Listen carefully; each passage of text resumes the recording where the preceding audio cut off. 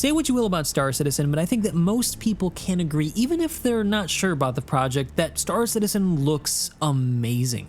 But one thing that it's always kind of lacked are some solid gameplay loops. Now, they're perfectly aware of this. Richard Tyrer recently talked on the subject of wanting to tie things together more, but with 4.0 coming in, a lot of players like myself are wondering, are we going to start to see some of this come to fruition? Are we going to have things that are going to drive us to want to continue playing the game? You know, actual loops that push us to log in every day.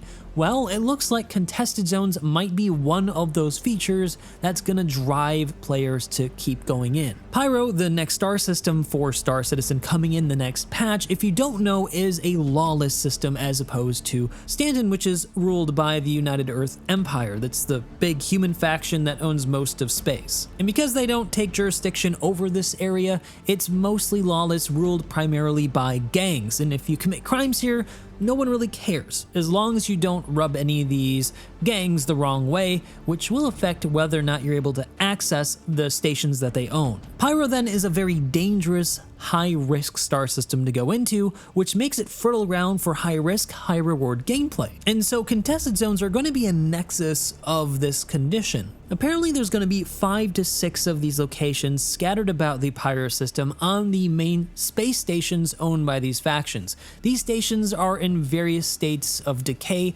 and they have large sections that are uncontrolled and contested, as the name suggests. These sections of the space station have a lot of hazards in them, not just the NPCs that will occupy them and fight you as you enter them, but also the environment itself. They're going to be cold, there's going to be areas that have no power, you're going to have to deal with booby traps and just general environmental issues such as massive broken and collapsed chasms that you have to try to cross. It's going to be a challenge to get through for a number of different reasons. So you're going to be solving environmental puzzles, all the while being aware that you could be shot at any time by either an NPC or a player while you're in the area. And the interesting thing about these areas is that they're directly located next to the social areas of the space station, in which you're able to set your respawn. So if you die, you can actually get back into the action fairly quickly. But you may be wondering why anybody would want to contest them in the first place if all they offer is loot, given that the loot in Star Citizen has never been particularly interesting. Well, it so turns out that CIG are going to be introducing a bit of a different kind of loot that they hinted at in this recent Q&A that they posted just this past Friday. Apparently, it's not just going to be things like FPS weapons and suits.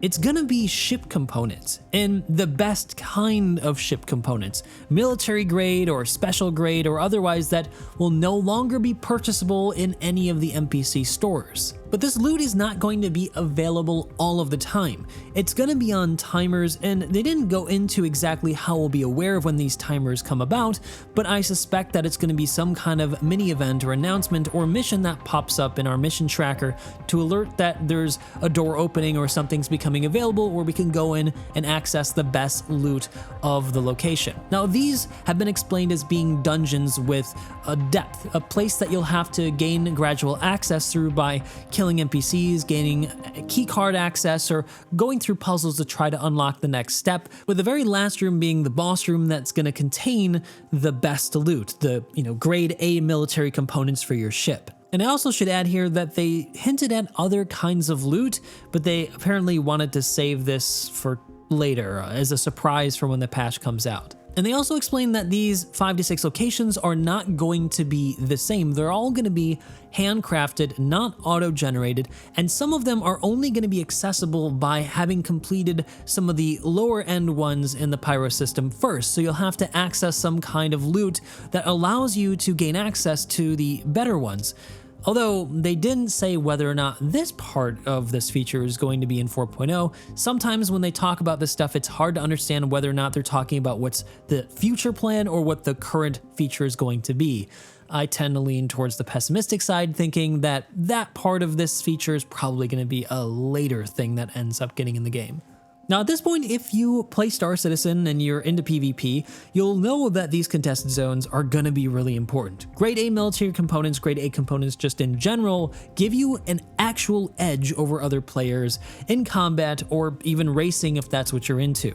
And what that means is that these locations aren't going to be contested because CIG says they should be, they're going to be contested because players actually want these components. They actually want this loot, and I can't say that that's something that we've ever had before. Sure, railguns generally only spawn in higher risk locations, but it's completely random and unreliable. This, on the other hand, looks like it's going to be something that we can always expect to find if we go to these locations and loot them. And thus, I think what we're going to start to see is a nexus of PvP between orgs who want to control these spaces in order to be able to have control of the best components and give them an edge over other people in events, or eventually what I think is going to be a bigger driving force, stuff like area control for building bases and whatnot. So this to me is at least one of the most exciting features coming in the next patch. But if you're not into PvP and if you're not running in a big org, then this feature might end up having some issues. I do have some concerns then about the way that they're going to implement this. Now in the Q&A they did say that this could be run by an individual player, but if there's only 5 to 6 locations, it's going to be pretty difficult for any individual to go alone into these spaces and expect to get any kind of loot, at least in a lot of cases. The reality is that Star Citizen is still broken up into a lot of different shards, so you could probably just go to a different server and find one where nobody's really guarding it. But eventually I think we're going to get to the point where there are less servers, there are more people on a single shard, and it's going to become an issue. So I don't know how they're going to try to address this. One other big concern I have is with how they're going to keep this loop going. CFG's already stated that they don't want to do any more wipes, and since insurance covers components that are not stock, as in any kind of upgrade, that means that once you acquire these rare components, there's no longer a need to go back, and thus the loop is broken. So it seems to me that the insurance refactor is something that they're going to have to consider looking into in the immediate future. And this might not be too big of an issue, but it might be a bit annoying. Having these locations directly next to a place where you can respawn may cause the same person to come back over and over and over again in a way that maybe takes you a bit out of the immersion. And the last big issue I have is with a lack of general support for being able to sell player looted items. We don't have a player market at present. It's all basically meeting up in person and then trading money and hoping that you get your end of the bargain without being killed. I don't think that way of working is necessarily fun or intuitive, especially for new players, so it seems that they need to also invest some time into thinking about finally introducing some kind of player market. And it's really long overdue. They've already taken things like the railgun off the market, and players have already been looting and selling them just on the side to make some money. Now that they're doing it more with other things like ship components, it seems like it's going to be missed even more. I think it would actually even enhance the loop to have a location to sell stuff like, say, a black market on Grim Hex, where players are then encouraged to bring the components from the pirate system to Stanton and sell them at Grim Hex to bring players together and create a new shipping lane that's highly lucrative. Which brings me to player consignments for shipping. I think we need that too, probably, if we're going to have a player market. Otherwise, how are we moving these player items around?